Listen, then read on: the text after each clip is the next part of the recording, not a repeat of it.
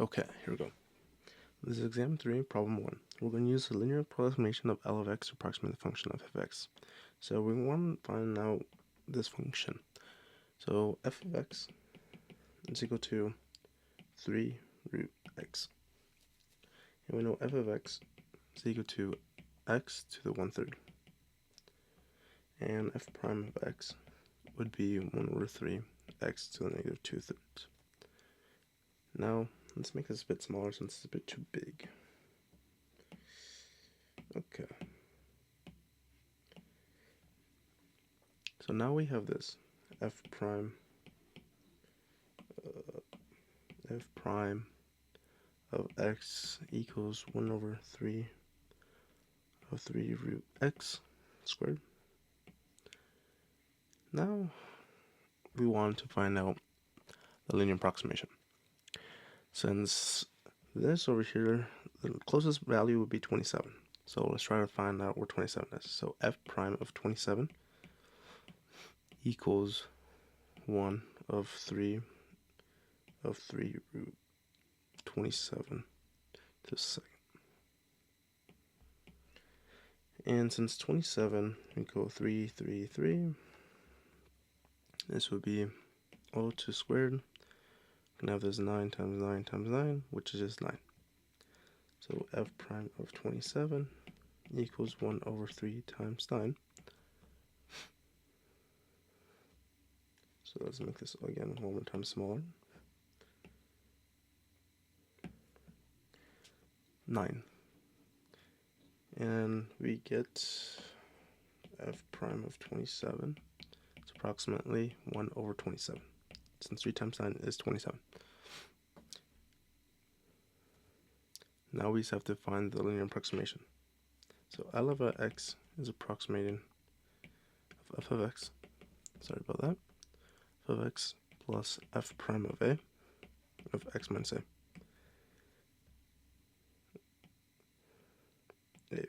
So L of 27.1 approximating of f of 27 plus f prime of 27 of 27.1 minus 27. This will give us 27.1 approximately 3 plus 1/27 of 0.1, which equals 3 of 27.1.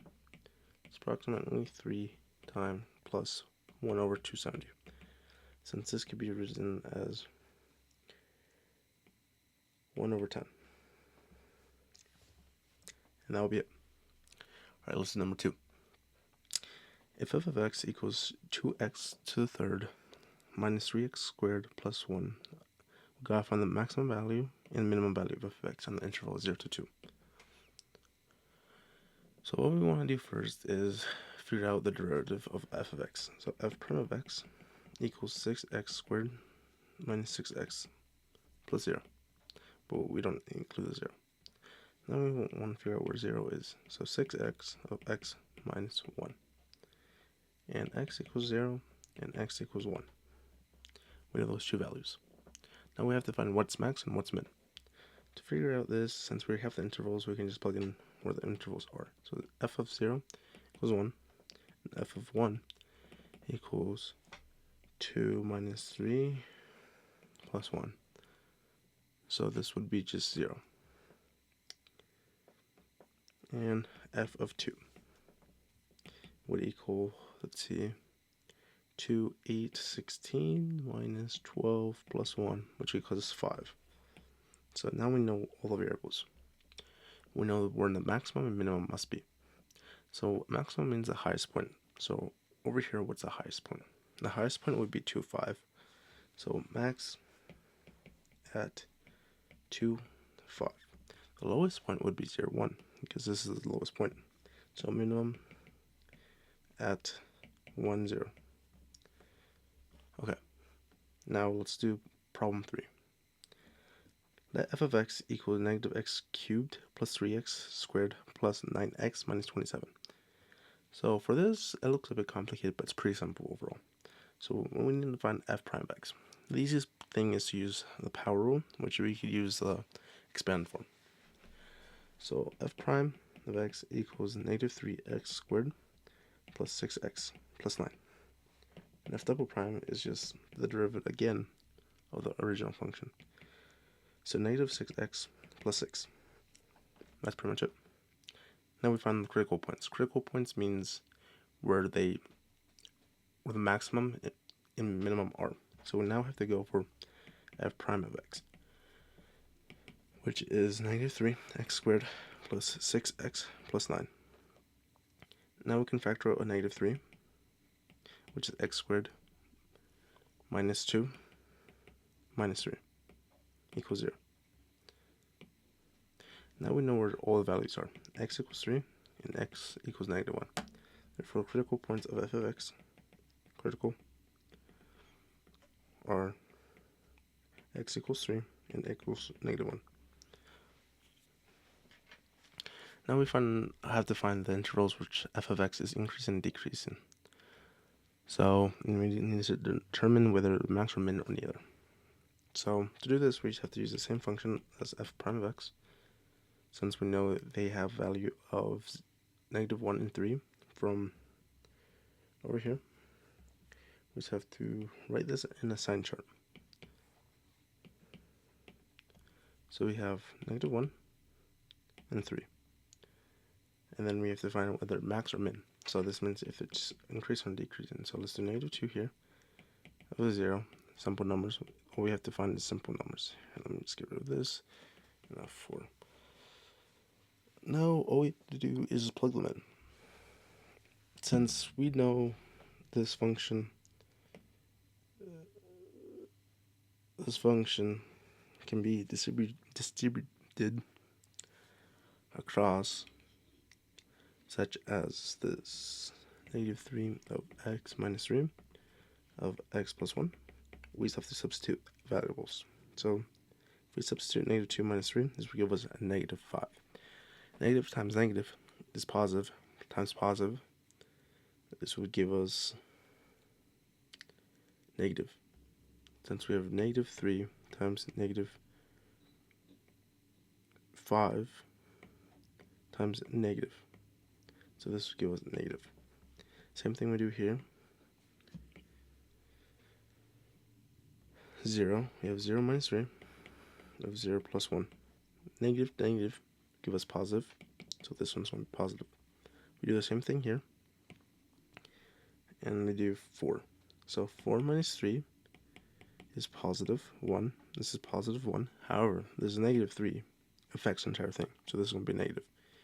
From here we get this little sign chart to see what's positive and what's negative. We can know where positive and negative is from these 2 points.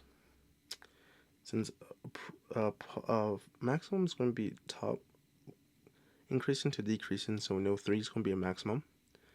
So 3 maximum. So max at x equals 3. And a minimum is the lowest point, so negative to positive. So that's going to be negative 1. Min at x equals negative 1. And now we have to know where decreasing and increasing is at. Since the function is decreasing from negative infinity to 1, and from 3 to infinity, that's going to be our decreasing function. So decreasing from negative infinity to negative 1, union of 3 to infinity. And increasing from only negative 1 to 3. Negative 1 to 3. And that will be it. And now we have to find the inflection points, meaning the concavity, or where they reflect. So like this point right here, it changes from negative to positive. We have to find where that goes. So let's do that real quick. So f double prime, as we mentioned before, would be negative 6x plus 6. So let's write that down. Equals 6, negative 6x plus 6. Now we have to find where the zeros are. So we can just divide this by 6. Or equals 0. 6 equals 6x divided by 6. And x equals 1. So that's our inflection point. Inflection at x equals 1. Okay, now we have to find the intervals on which f of x is concavity up and the intervals on which f of x is concavity down. So we pretty much do the same thing, but we have to figure out where it's positive, where it's negative. If it's positive, it's concavity up. If it's negative, it's concavity down. Okay, let's do this. Okay, so for this one, we're going to find the concavities if it's up or down from the value. So since we have one right here, since we figured out this inflection point, we want to know where it changes. So we're going to have to put 0 on the left and then 2 on the right, since they're the simple common. So if we add 0 to the function f double prime, this will give us 6. So this will be positive. And if we add 2, this will be negative 12, since 6 times 2 plus 6. So negative 12 plus 6, which is negative 6. So this is negative. Therefore, the concavity is going to be up, concav up, at negative infinity to 1, and up, down from 1 to infinity. Okay. And then to inflection point, we're going to have to put the function in here, and to this function.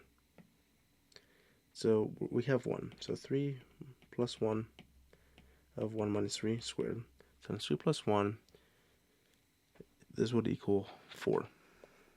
And this is 4 as well. Since we have 4 times 4, this would give us negative 16. Therefore, this function will give us inflection point at 1, negative 16. Okay, and to accurately sketch this, we're just going to use all the functions we learned. So since we know that there's local minimum and maximum at the values of 2, 5, and 1, 0. So now we have to find 2, 5.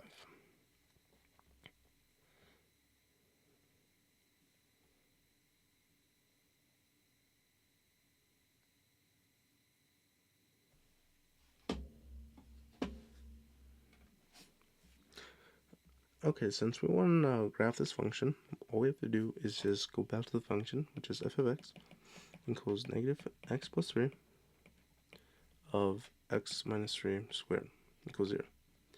Since we know the values are negative 3, 0, and 3, 0, we can put these down. So 3, 0 would be here and here.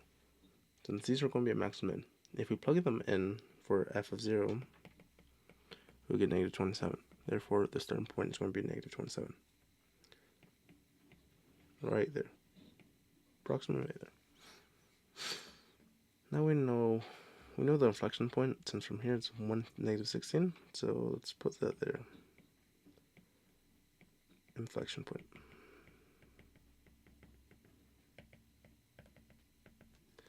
And we know where the maximum are, since it's 3, 0 and negative 3, 0.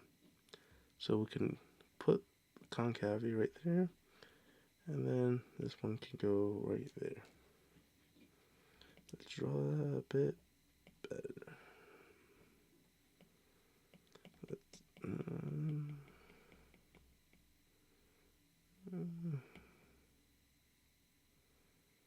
That looks better.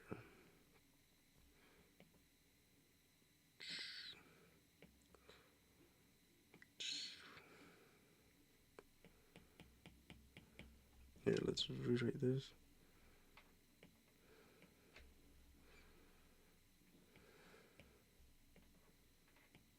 There we go. And then this one goes to infinity. And this would go all the way down to infinity as well. So we just have to do that. And there we go. That's going to be the function.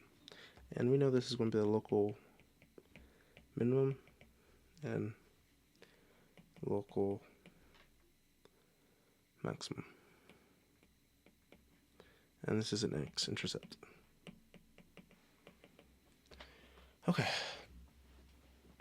Okay, so we're going to evaluate these limits. These don't look too complicated, since we just have to figure out if they can be given without using L'Hopital. So if we plug in 3, this is just going to equal 0 over 0.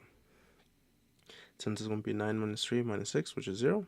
And this is 9 minus 6 minus 3, which is also 0. 0 over 0. Something that I can see right away is we can factor out. So we do the limit of x approaching -3, and we can do of x plus 3 of x minus 2 all over x plus 3 and x minus 1. And this will give us a limit. We can cancel out these two. The limit is approaching to 3 of x minus 2 of x minus 1. And then we can just evaluate the limit. So it's going to be 3 minus 2, -3, don't forget. -3 minus 2 of -3 minus 1, which equals -5/4, which is just pretty much 5/4. Okay, let's do the same thing. So from this one, we know this one is equal to 0/0, since it's the same value. And now we want to use L'Hospital for this value. Since we know it's 0/0, we can just take L'Hospital right away, which is just taking the derivative of the top and the bottom. 2x plus 1 over 2x plus 2. And then if we take this is just 2x, and then if we evaluate this, limit is 2 times -3 plus 1 all over 2 of -3 plus 2, which is -6 plus 1 of -6 plus 2, which is -5 over -4, which is 5/4. So we're correct. 5/4, 5/4. For this one, we want to take the indeterminate form and see if they're together or not. So for this one, we can describe the determinant forms are for the limit. So we can just take out an x squared for this. So let me show you. Limit of x approaching infinity of 5x minus 2 all over x squared of 1 minus 4 of x squared, which equals the limit approaching infinity of 5x x of 1 minus 4x squared. Okay. Now we just evaluate this. When we evaluate, we get 5 to infinity, negative infinity, and then we get negative infinity of 1 of 4x. These infinities can cancel out, and we just get this equals 0. Infinity. So we get 5 over 1 minus 0, which is 5 over 1, which is just 5. But don't forget the negative.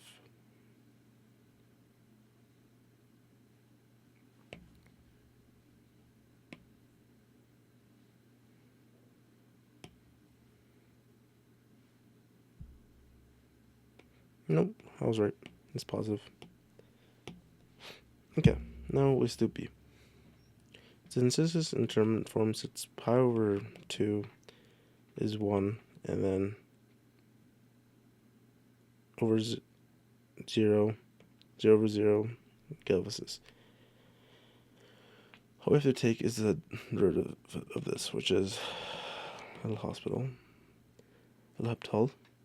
which is going to give us the limit of x approaching 2 of sine of pi over x of negative pi over x squared over 1, which equals pi over 2, which is negative 1, of negative pi over 4, which is pi over 4.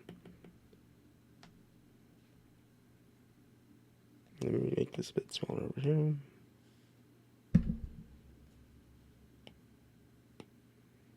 There we go. And make this smaller as well. And then for this one, C, limit as x approaching infinity of 1 over x squared of natural log. So this one is a 0 type infinity form. Since we take infinity, this is going to be 0, and this is going to be infinity type. So for this, all we want to do is just rewrite the function. And how we do that is quite simple. We just take the natural log of x over x squared, which is of the limit x approaching infinity, which equals 0 infinity over infinity. Now we just want to rewrite this as L'Hospital's rule. So the limit infinity to infinity of 1 over x of 2x, which gives us 1 over x times 1 over 2x. If we take this and value the limit with this, we will get 0 times, sorry, we get the limit x approach infinity of 1 over 2x squared, which is 1 over 0. Since if we evaluate to anything over infinity, it's going to be so small. Okay, and this will give us 0. Now D. The limit of x approaching 0 from the right of 1x cubed minus 1 squared. For this one, we just want to combine the fractions together. What I mean is this. Since if we take this, it's going to give us the limit 1, 0 positive minus 1, 0 positive, which is infinity minus infinity, which we can't have. So if we just take it, if we just combine the fractions together, such as 1 minus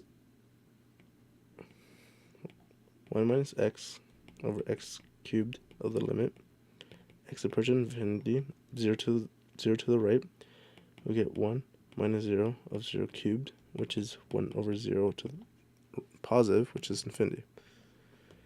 Okay. Now we want to evaluate, problem number 6. We want to evaluate the given limit using the Larson ticket and L'Hospital, and we need to use chain rule as well. So for this, we want to let y equals 4x to the x. Now we just want to take the natural log of y, natural log of 4x of x, and we bring down the x. Now we want to take the limit of x approaching infinity to the right on both sides.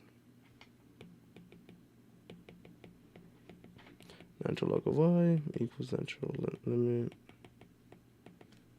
x approaching 4x equals 0, which this equals 0 of natural log of 4 of 0, which is 0 times infinity type.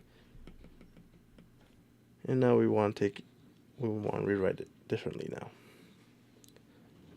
Since the limit x approaching 0 from the right limit, we can rewrite this limit as x approaching 0 from the right of 1 over x of the limit of 4x. Now this gives us negative infinity over infinity. Alright, let me change this to a smaller size so we can actually see everything. Okay. Now we have this. Negative infinity over infinity type. That satisfies the first condition of L'Hospital rule. Now we just have to take it to the first derivative. Limit of 1 over 4x of 4 over 1 x cubed equals the limit x approaching 0 from the right of 1 over x times negative x squared over 1 equals the limit of x approaching 0 from the right of negative x, which is 0. Since we figured out this, we can say that the limit is x approaching 0 from the right of natural log of y equals 0. Now we could say y equals e to 0, which makes limit of x is 0 to the right of 4x of x equal 1. And that's going to be our answer. Okay, so what we're doing is problem 7, and we want to know the mean value theorem. We know mean value theorem is f prime of c equals f of b minus f of a over b over a. We know that f of a, or f of b I should say, is equal to f of 9. And if we plug in 9 in this equation right here, we're going to get 9 squared minus 8 times 9 plus 5, which equals to 14. Now we do the same thing for f of 2, which equals negative 7, and that gives us the majority of the values. So f prime of c, let me make everything smaller real quick. Okay, let's make it even smaller. Okay, since we have f prime of c, and we know what f of b and b of minus a is, we can just plug them in. So we have this.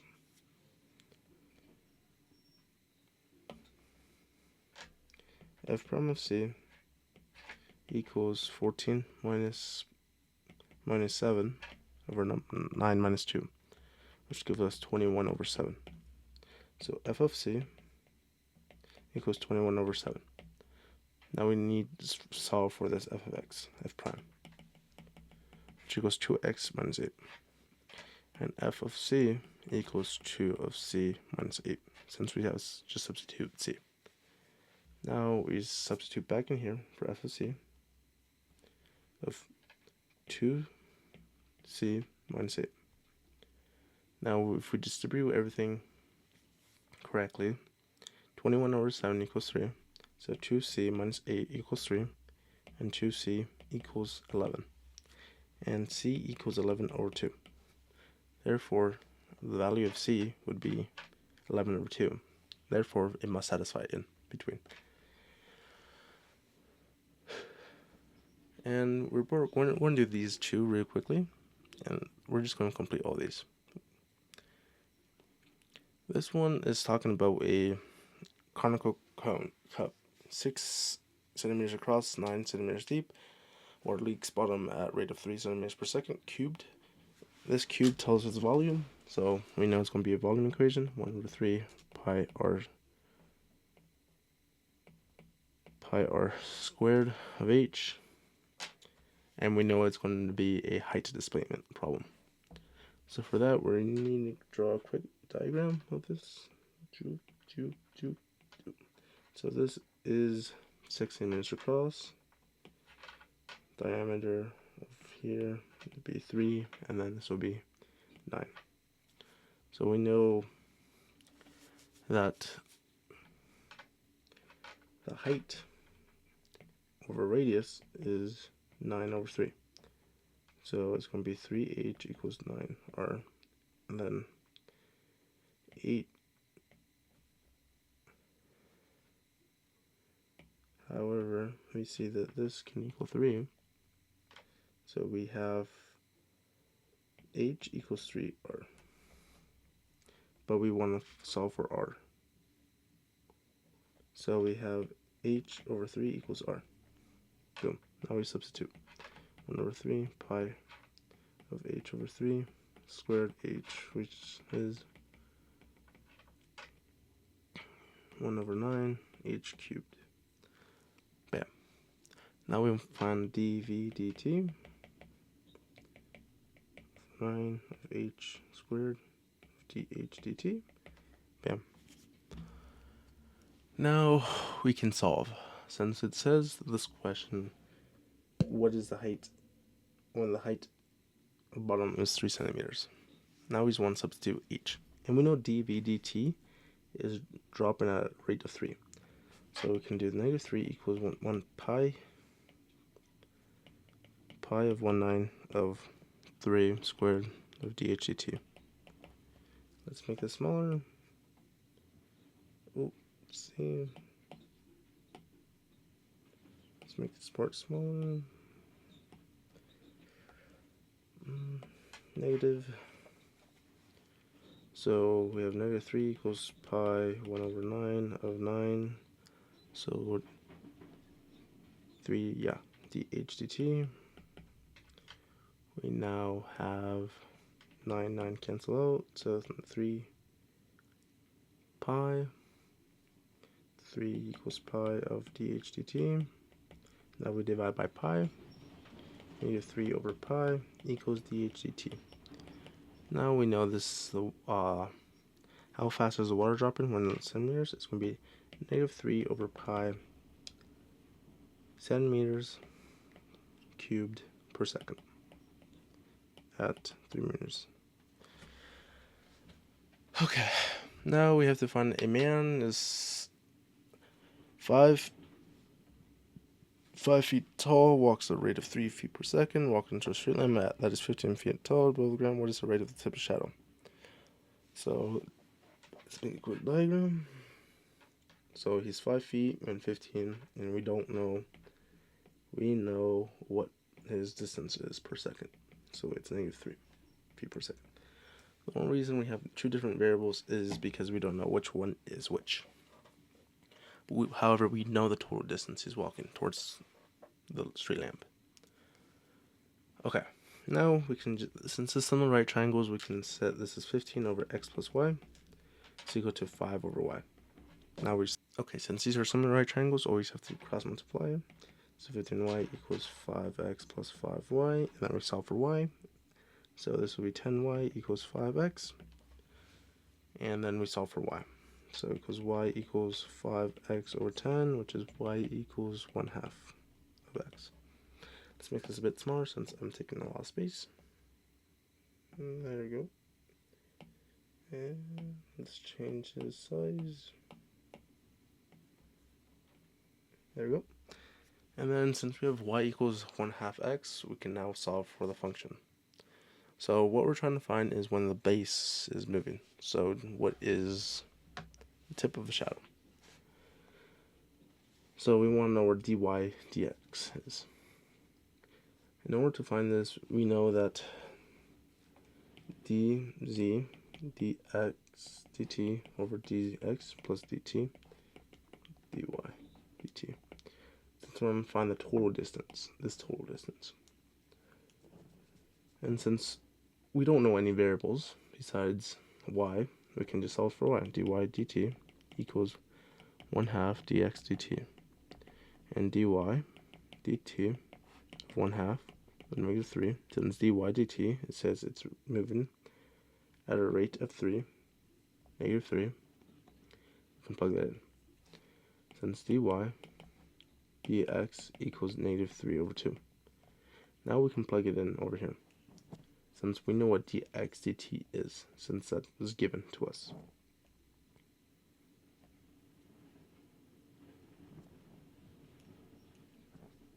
So dz dt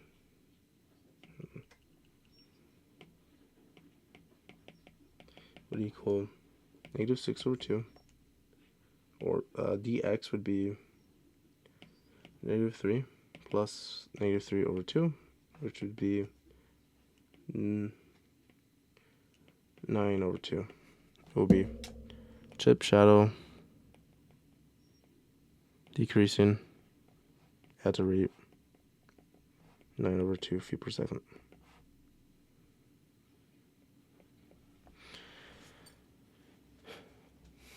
Now for the square one, we know that the square from volume is being made from square piece of square board 12 inches on the side by cutting equal sides.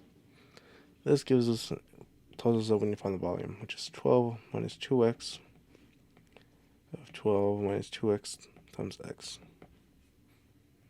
Now we just have to solve for volume, which is 144 minus 24x minus 24 plus 4x cubed times x, which is give us, when we rewrite it, will give us this. V prime would give us 12x squared minus 96x plus 44, 144. When we equal 0, we can factor out 12. And then we know that x we know we can distribute this, which is this, and we know x equals 2 and x equals 6. However, it cannot be 6, and this is going to be too big. And now we need to know what the biggest dimension it could be. So we need to find what the biggest dimension it could be. So all we have to do is plug it back to the equation. So 12 minus 2x, 12 minus 2 times 2, 12 minus 4 equals 8. So the biggest box is 8 by 6. No, 8 by 2, my bad.